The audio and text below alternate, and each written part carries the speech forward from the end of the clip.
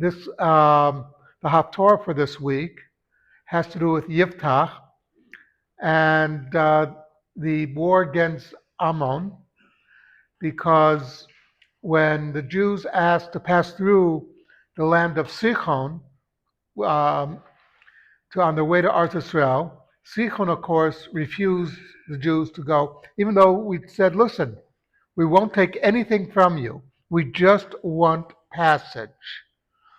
Uh, there'll be nothing, we're just going to stay on the road. We'll muzzle our livestock so they won't even eat from your uh, grass, etc. We just want to go on the road. That's it. And they said, no, you can't. So the Jews were commanded to attack Sichon, and Sichon was wiped out. The land that Sichon was on actually belonged to Moab, but Sichon had stolen it.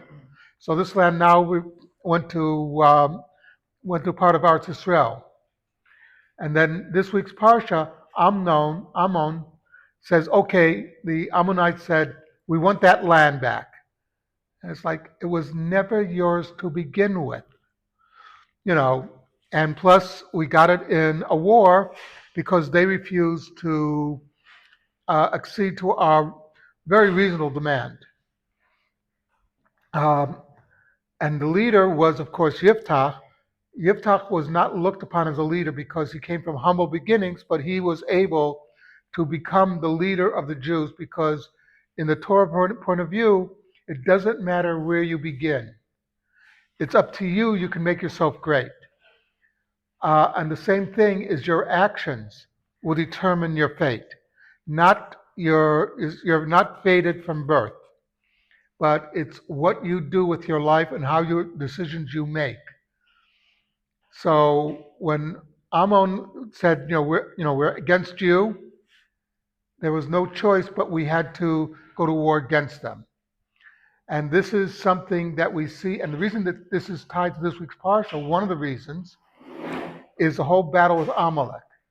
Amalek wants to destroy the Jews, and the reason is not that he wants to kill Jews. He wants to kill the idea that the Jews represent.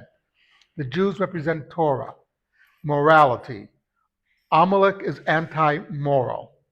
And as we know, in the ancient world, immorality was rife. So this is what the whole story really is about. They want to destroy us not because of anything we did, but because of what we do in keeping the Torah. Because that's the real threat to them. Something to think about. Kaddish Rabbanim.